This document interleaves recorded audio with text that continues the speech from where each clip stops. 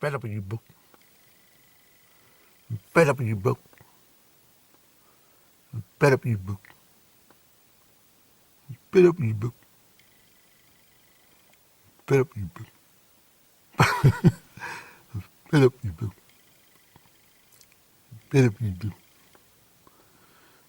Better be you book. Better be you book.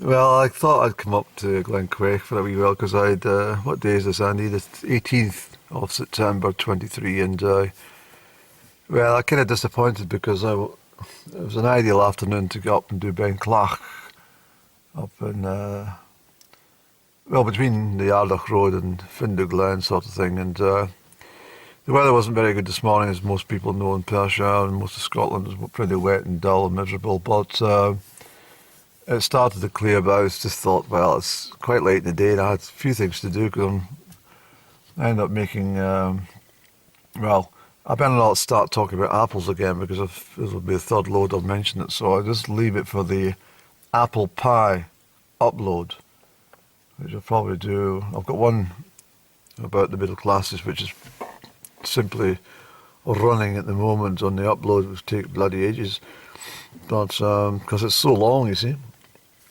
But these middle class ones, I mean, I can't do a 5-minute chat about middle class, or preserving the middle classes and stuff. You know, I need to chat. So hence why there's extended uploads for this subject, and I might do some more actually because it's important, extremely important. I'm quite worried about things at the moment. It's things are getting a little bit awkward for the Scottish people, and I think they need to start rubbing their eyes and, you know, taking the wax out of their ears and start listening and watching what's going on, because things are developing quite quickly for most people's rights are being eroded. I mean, they want to put permits out in these bloody bed and breakfast places and stuff. I mean, it's ridiculous. People got they already have to apply for a particular license for, you know, and making sure the standards for fire safety and health and safety and all that are all up to scratch anyway. But they're asking them to pay an additional permit fee to allow people to, you know, stay overnight in their own property. I mean, Scotland's famed for its tourism, and one way to completely kill it is to stop allowing people to put signs outside their house that say, "Welcome, bed and breakfast." It's a bit of a worry that's going on, and yeah, it's happening all too quickly. And I'm not going to politicise my channel at all, but I do like to make little comments here and there about what I see. But I came up to Glen Quaich because I hadn't really sat here for quite some time. Rather busy actually, and just decided, well, things are, can't do anything on the upload, and you know, it was a bit early for having my dinner, to be perfectly honest. So I just decided, well, let's scoot up to Glen and we'll see what's going on. But most of the livestock you see has been shifted out of this field and put onto the other side, and that's the kind of theme that will happen. They just get switched around, and eventually a lot of the older sheep and rams, they'll be going to market in October, and unfortunately most of them will be heading for the slaughterhouse. Most of them have done their work, you know. Yeah, sorry about that. I decided to nip out and collect myself some yarrow leaves. They're still quite green before the frost gets them. But there was a new moon, when was that, Annie? Well, Mercury ended its 3-week retrograde back on the 13th of, no, the 14th of September, and coincided with the new moon. And of course, next week we've got the equinox. When will that be, Annie? Goodness me. That will be this weekend.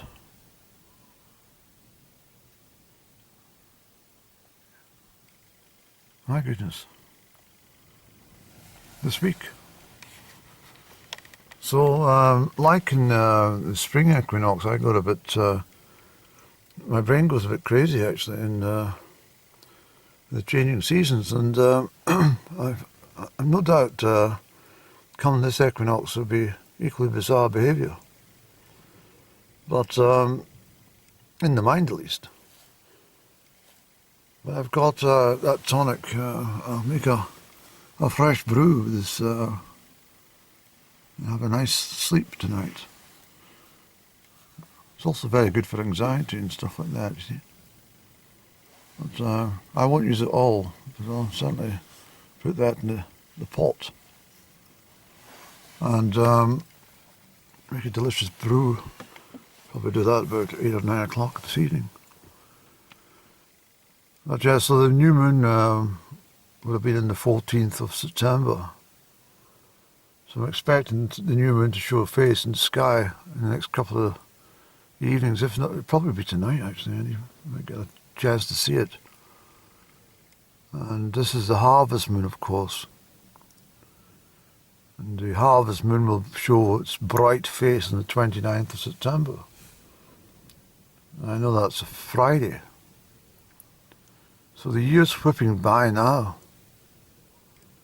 And the new moon will probably bring, well, it's cold outside. I mean, it's a big change already, but I think this moon will bring a lot of storms. It is awesome. And I think, personally speaking, I say it quite often, but I actually do think that we're going to get quite a severe winter. In many respects, I think we need it. If they stop spraying the atmosphere to disperse the snow, I think we'll get it, because they do this. You see, the snow can't help falling on the higher elevation because it's always cold enough up there, but what they seem to do is they spray it, and it doesn't form in the valleys as much as it used to. And I think this is all part of the fed up with people getting tied up in snowdrifts and not being able to get to work. So it's all part of some kind of crazy, economic view that, it's damaging to the country to have snowfall. I definitely think we'll get it this year. I rather hope so. I think I'd quite like to be cutting snow along the pathway. No, you wouldn't, Andy. Not really. Not when you think about the winters you've had to do that. You can't get anywhere in the frost and the ice and the deep snow and the slush and the icicles hanging from the property. Bitter cold. Sitting by the fire, warming your cheeks and your nose. And extremities of your hands, but a blazing flame. As I say, it's the harvest moon, and once the harvest moon passes, it's not much.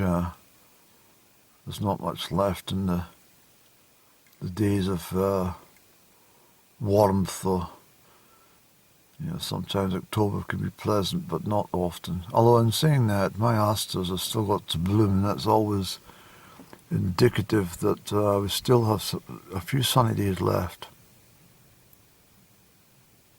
The late flowering asters, beautiful pinks and purples, they're absolutely fabulous in the late afternoon sunshine. They look smashing, like the sedum that I talk about often, but I've been unable to show you the sedum, any of my witterings, because it's not been in bloom. It's a September plant, but it's not reddened up properly this year. It was too shaded. So Glen Quaich is looking rather dismal out. So yes, it's all starting to fall away. This summer of 23 will not be noted to be the most memorable summer weather-wise, will it?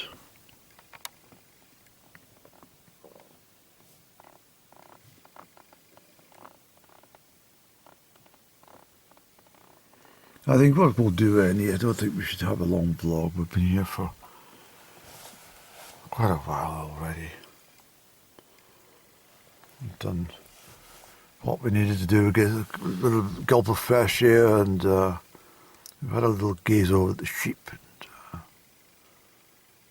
yes, I think we'll, well, why don't we set it up for one selfie, yes? Why don't we? Over by the gate, we always have familiar gate, Annie.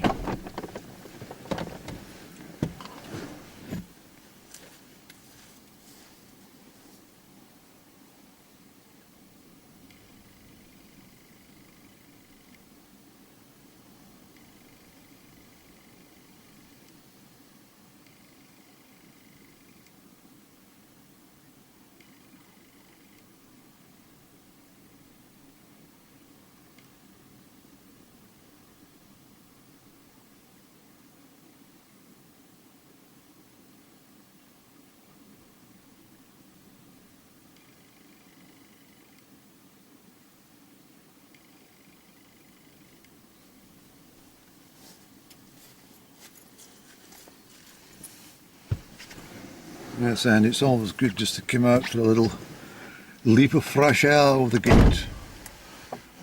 But I don't think we should linger. I think we should go down the road. Yes, we're going to go down the road.